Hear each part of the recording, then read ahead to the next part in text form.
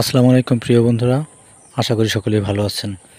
আজকে আপনাদেরকে দেখাবো যে একটা বিল্ডিংয়ের উপরের বর্ধিত রড কীভাবে রাখলে সেটা নষ্ট হয় না।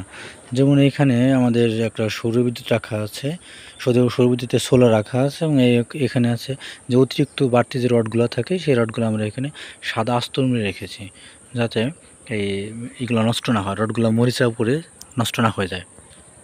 বিল্ডিংয়ের উপরের সমস্ত রডই আমরা সাদা আস্তর মেরে রেখেছি। আপনাদেরকে একটু ঘুরিয়ে দেখাই। এখানে চিলে কোঠার যে রডগুলো আছে সেগুলো আমরা আস্তর মেরে দিয়েছি, আর এই পাশে প্রতিটা রডই আমরা সুন্দরভাবে রং করে রেখেছি। বিল্ডিংয়ের উপরের অংশে একটা আম গাছ আছে এই পাশে, যেটা আমাদের ছায়া প্রদান করবে, অর্থাৎ এই রুমটা প্রচুর ঠান্ডা থাকবে। সবুজে শ্যামলে ঘেরা আমার এই সোনার বাংলা সত্যি অনেক সুন্দর, সেটা না দেখলে বোঝা যায় না। এটা চারপাশটাই আমাদের সবুজ গাছপালা দিয়ে ঘেরা।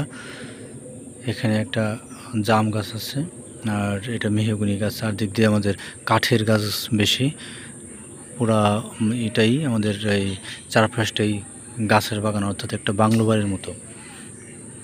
গাছ আমাদের পরম বন্ধু, সেটা আমরা সকলেই জানি যে গাছ আমাদের কাঠ, ফল এবং ছায়া প্রদান করে। আমাদের গ্রামটা সত্যি অসাধারণ। এটা সামনে দিয়ে পাকা রাস্তা রয়েছে।